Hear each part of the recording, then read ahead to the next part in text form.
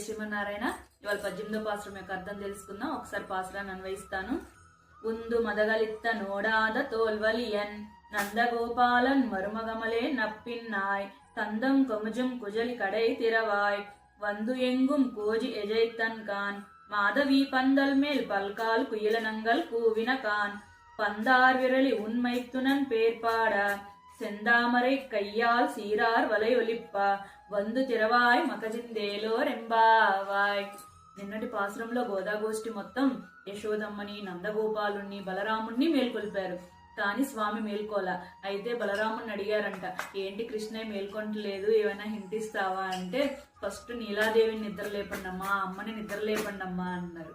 ఎప్పుడైనా సరే మనం అమ్మతో కూడిన స్వామిని మాత్రమే ఆశ్రయించాలి. పుట్టి ఒక్క స్వామిని ఆశ్రయించడం గాని, ఒక అమ్మనే ఆశ్రయించడం మాత్రం గాని చేయకూడదు. అమ్మతో కూడిన స్వామిని మాత్రమే ఆశ్రయించాలి. సో గోదాగోష్ఠి మొత్తం నీలాదేవిని నిద్ర లేపడానికి వెళ్లారు. సువాసన గుబాలించే కేశములు కలిగిన వంటిదానా, ఓ నందగోపాలుని యొక్క కోడలా మేల్కొనవమ్మా అంటుంటే, అవునా అప్పుడే తెల్లారిందా, కొన్ని గుర్తులు చెప్పండి అంటుంది లోపల ఉన్న అమ్మవారు.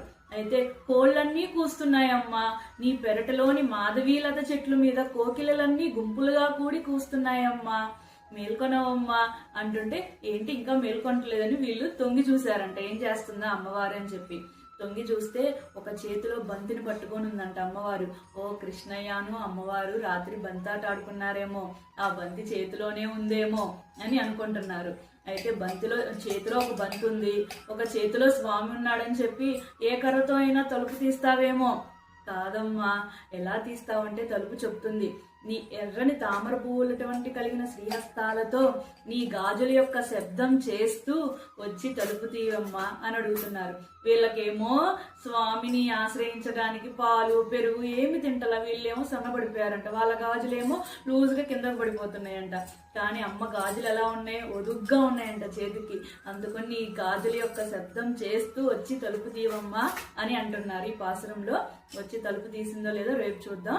మళ్ళీ ఈ పాసురం యొక్క విశిష్టత ఏంటంటే, ఈ రామానుజుల వారికి ఈ పాసురం అంటే చాలా ఇష్టం అంట. సన్యాసాశ్రమం స్వీకరించిన వాళ్ళు వండుకోరు, భిక్షాటనకు వెళ్తారు కదా. అయితే రామానుజుల వారు వాళ్ళ ఆచార్యుల దగ్గరికి భిక్షాటనకు వెళ్తున్నారు, పెరియనంబి దగ్గరికి.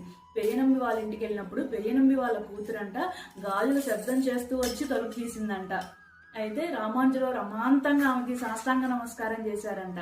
నమస్కారం చేస్తే భయపడిపోయి పెరియనంబి దగ్గరికి వెళ్ళి, అయ్యో ఇట్లా సాష్టాంగ నమస్కారం చేస్తున్నారు అంటే, స్వామి తిరుప్పావే చదువుకుంటూ వచ్చారేమోనమ్మా, ఆ గాజులు శబ్దం చేస్తూ తలుపు తీసావేమో, నీలాదేవి అనుకొని ఉంటారమ్మా